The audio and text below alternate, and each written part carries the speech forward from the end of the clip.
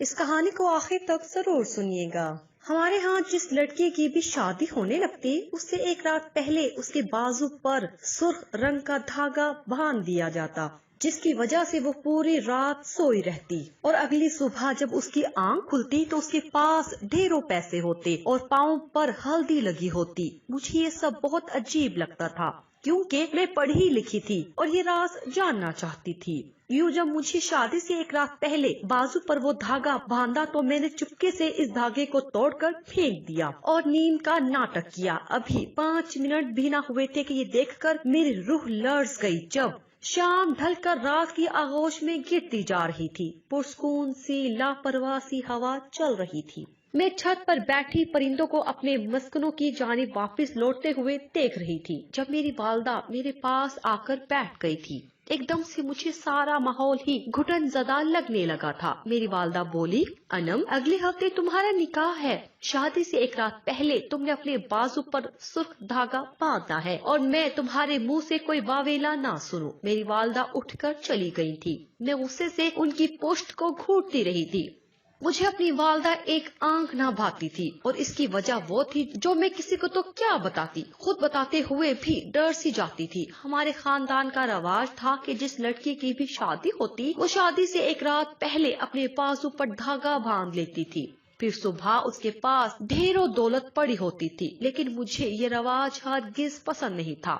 میں اس رسم کو تہمت پرستی کے زمرے میں لاتی تھی، لیکن میں اس رسم کے پیچھے چھپی حقیقت کو بھی جاننا چاہتی تھی۔ اسی لیے میں دل ہی دل میں ایک منصوبہ بنا کر بیٹھی تھی۔ شاید اماں کو الہام ہو گیا تھا، تبھی تو وہ مجھے تنبیہ کرنے آ گئی تھی۔ میں نہیں جانتی تھی کہ میری شادی کس کے ساتھ ہو رہی ہے، کس خاندان میں ہو رہی ہے، میں کون سے علاقے میں بیاہ کر جاؤں گی یا پھر کس ملک میں جا بسوں گی۔ میں نے اماں سے دبے دبے لفظوں میں پوچھا تھا، مگر وہ بھپر گئی اور بولی، کیا تمہارے لیے جانا کافی نہیں ہے؟ کس دن دلہن بنو گی؟ میں نے اصرار کیا تو اماں مجھے میری تعلیم کے تانے دینے لگی تھی۔ وہ جویریہ آپی کو بھی کوسنے دینے لگی تھی۔ وہ بولی کہ زیادہ پڑھ لکھ کر تمہارا دماغ خراب ہو گیا ہے، اور تیری بہن جو گھر میں بھاگنے کی رسم ڈال گئی ہے نا، تو اس کی پیروی مت کرنا۔ تم دونوں بیٹیوں نے ہماری ناک کٹوا دی ہے، کسی سے نظر ملانے کے قابل نہیں چھوڑا۔ اماں سے مجھے ایسی ہی باتوں کی توقع تھی، اس لیے میں نے اپنا دل خراب نہیں کیا۔ میں ابو کے پاس بڑی آس لے کر گئی تھی۔ میں نے ابو سے کہا کہ میری جس لڑکی کے ساتھ میری شادی ہو رہی ہے میں اس کی تصویر دیکھنا چاہتی ہوں۔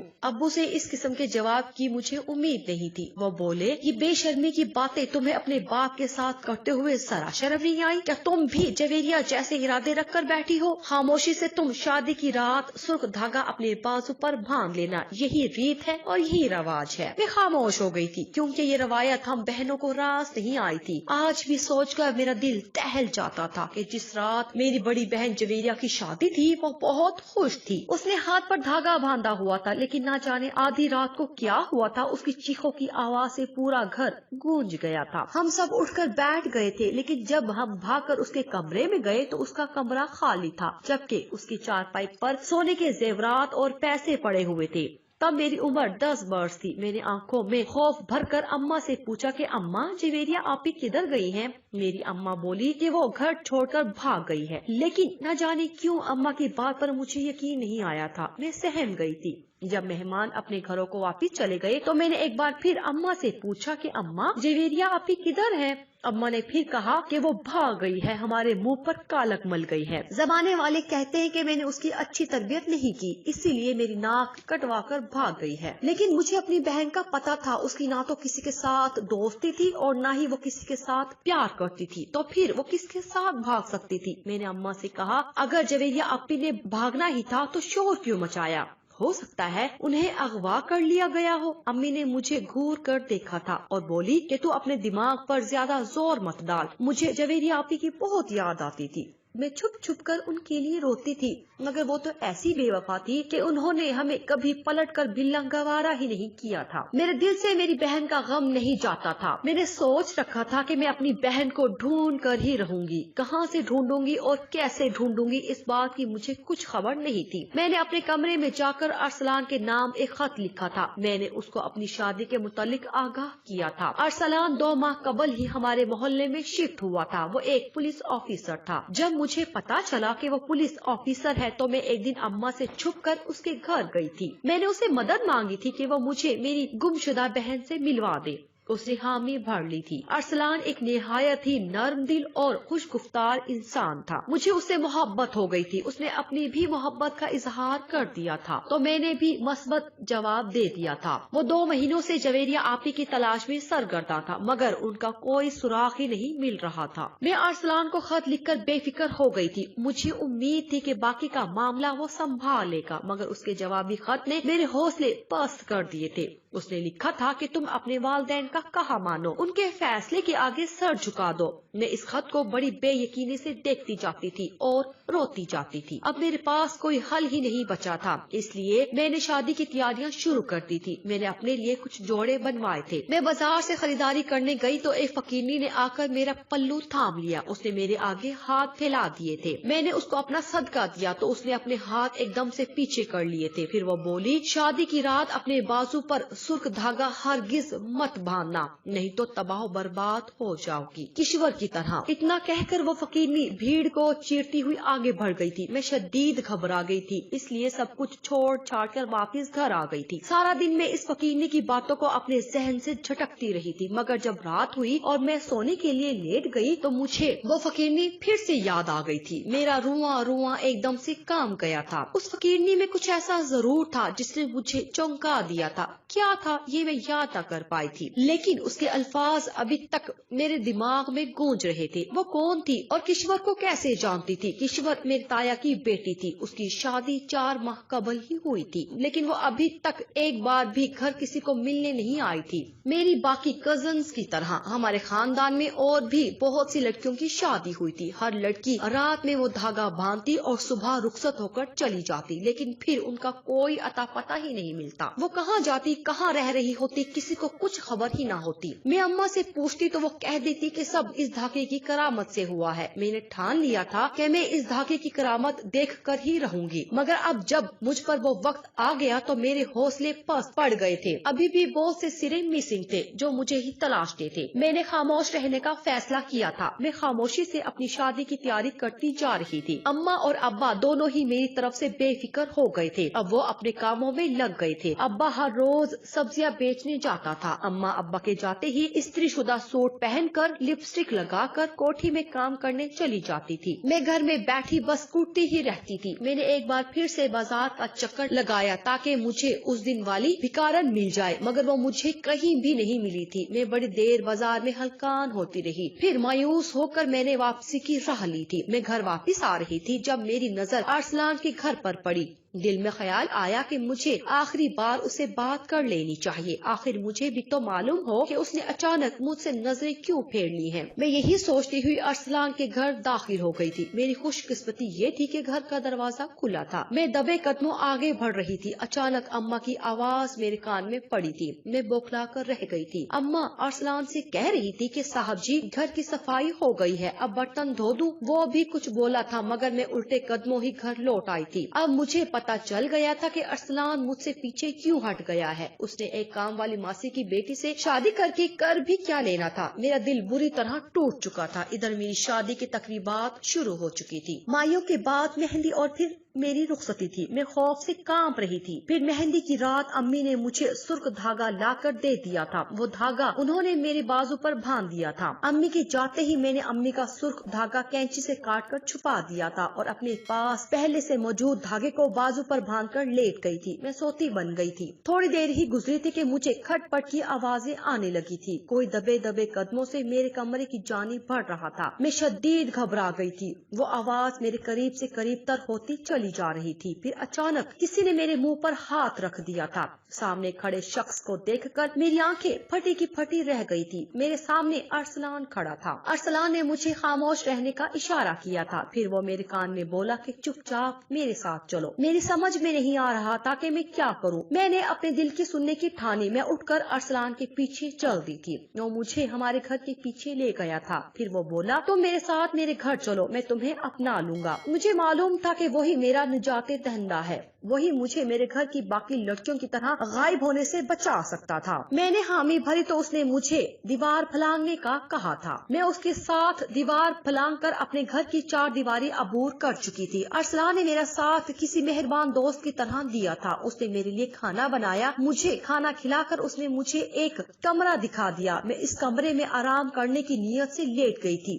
میں جیسے ہی لیٹی گہری نیند میں چلی گئی تھی۔ صبح اٹھی تو میں نے ارسلان کو پولیس کے یونیفارم میں دیکھا تھا۔ وہ بولا، میں ڈیوٹی پر جا رہا ہوں، تم پیچھے سے دروازہ بند کر لینا۔ میں نے ارسلان کے جاتے ہی کنڈی لگا لی تھی۔ دن کے 12 بج چکے تھے جب میں نے شہنائیوں کی آواز سنی تھی۔ میں بڑی حیران ہوئی کہ آج کس کی شادی ہے۔ 3 گھنٹے بعد وہ بارات بڑی دھوم دھام سے لوٹی تھی۔ خیر، میں نے سر جھٹک دیا تھا۔ میں کچن میں جا کر اپنے لیے چائے بنا رہی تھی کہ اچانک کسی نے پیچھے سے آ کر میرے منہ پر کچھ رکھ دیا تھا۔ اگلے ہی لمحے میں تاریکی میں غوطہ زن تھی۔ پھر جب میری آنکھ کھلی تو میں نے خود کو ایک پسماندہ سے گھر میں پایا تھا۔ میں نے آنکھیں کھول کر ادھر ادھر دیکھنے کی کوشش کی تھی۔ عجیب سا کمرہ تھا، کچی زمین، پکی چھت، باہر سے بچوں کی رونے کی آواز۔ میں گھومتے سر کے ساتھ اٹھ بیٹھی تھی۔ میں نے سوچا میں ذرا باہر جا کر تو دیکھوں کہ آخر میں کہاں ہوں۔ میں اٹھ کر باہر گئی تو 4 میلے کچیلے سے مجھے آ کر چمٹ گئے تھے۔ وہ خوشی سے نعرے بلند کرنے لگے تھے، امی اٹھ گئی دادو۔ میں تو یہ سب دیکھ کر ہی چشدر سی کھڑی تھی۔ تب ہی گھر کے ایک جانب سے کرخت سی بڑھیا نکل کر میرے سامنے آئی تھی۔ وہ بولی، ہمارے گھر اس قدر دیر تک سوتے رہنے کا رواج نہیں ہے، تم اپنا چال چلن سیدھا کرو۔ میں نے کہا کہ آخر آپ لوگ ہے کون اور میں ادھر کیا کر رہی ہوں؟ اس عورت نے کسی کو آواز دے کر پکارنا شروع کر دیا تھا، یاسر آجا، تیری دلہن اٹھ گئی ہے۔ دلہن؟ یاسر کی؟ میری شادی تو ارسلان سے ہونا تھی۔ میں گڑبڑ ہوتے ذہن سے یہی سب سوچ رہی تھی جب کوئی 50-55 برس کا آدمی چھت سے اتر کر نیچے آ گیا تھا۔ اس کی بڑی سی سفید داڑھی تھی، آنکھوں میں سرما ڈالا ہوا تھا۔ وہ موٹا سا مرد مجھے دیکھ کر بڑا خوش ہوا تھا۔ پھر وہ اپنی اماں سے مخاطب ہوا کہ وہ نکاح کے لیے مولوی صاحب کا انتظام کر لے۔ اب میری بس ہو گئی تھی۔ میں چیخ پڑی تھی، کون ہو تم لوگ؟ مجھے یہاں کیوں لایا گیا ہے؟ میں جانتی ہوں تم لوگوں نے مجھے ارسلان کے گھر سے اغوا کیا ہے، وہ تم لوگوں کو چھوڑے گا نہیں۔ وہ مرد ہنس کر بولا، تم نے بالکل ٹھیک اندازہ لگایا ہے، ہم نے تمہیں اغوا کر لیا ہے، لیکن تم بے فکر ہو جاؤ، ارسلان تمہیں کبھی بھی ڈھونڈ نہیں پائے گا، کیونکہ ہم تمہارے شہر سے بہت دور علاقے میں رہتے ہیں۔ اب تمہاری بہتری اسی میں ہے کہ تم چپ چاپ مجھ سے نکاح کر لو، نہیں تو میں تمہیں بھوکے کتوں کے سامنے پھینک دوں گا۔ اس مرد کی آنکھوں میں اس قدر رعب سا تھا کہ میں سچ میں اس سے ڈر گئی تھی۔ میں سمجھ گئی تھی کہ یہاں سے بچ کر نکلنا اب میرے بس میں نہیں ہے، اس لیے میں نے چپ چاپ یاسر کا کہا مان لیا تھا۔ شام میں میرا نکاح ہوا اور میں یاسر کے 4 بچوں کی ماں بن گئی۔ میری انچاہی ساس نے گھر کے کام کاج سے ہاتھ کھینچ لیا تھا کہ اب اغوا کر کے لائی گئی دلہن ہی سارا گھر سنبھالے۔ میں نے لب سی لیے، خود کو اس ماحول میں ڈھالنے کی کوشش کرنے لگی تھی۔ آگ جلاتی تو آنکھوں میں اس قدر دھواں بھر جاتا کہ کئی لمحے تو کچھ نظر ہی نہ آتا تھا۔ میں اسی بہانے بیٹھ کر پہرو روتی رہتی تھی۔ مجھے یاسر کے 4 بچوں پر بہت ترس آتا تھا۔ وہ بہت چھوٹے چھوٹے سے تھے، 6 سال سے کسی کی بھی عمر زیادہ نہیں تھی۔ میں ان کو نہلا دھلا دیتی، ان کو صاف لباس پہنا دیتی، لیکن میں نے اپنے حواس کو ہر لمحہ چوکنا رکھا ہوا تھا۔ میری ساس کے پاس سارا دن گاؤں کی عورتیں آتی رہتی تھی، ان کی ہی بدولت مجھے پتا چلا تھا کہ مجھے سبی لایا گیا ہے۔ لاہور میرا آبائی گھر تھا، مجھے تو کوئی ڈھونڈ بھی نہ پاتا، اس لیے میں نے اپنے فرار کے لیے خود کوشش کرنا تھی۔ اس علاقے میں یاسر کی بیوی بن کر عمر بتا دینا میرے لیے ناقابل عمل فعل تھا۔ اس طرح تو میں گھٹ گھٹ کر ہی مر جاتی۔ ایک دن میں گھر کے کام کاج کر رہی تھی جب مجھے ایک منصوبہ سوجا تھا۔ میں فوراً چکرا کر گر گئی تھی۔ یاسر بھاگ کر میرے پاس آیا اور مجھے قریبی ہسپتال میں لے گیا تھا۔ میں نے سارا راستہ تھوڑی تھوڑی آنکھیں کھلی رکھی تھی۔ میں راستے کو سمجھنے کی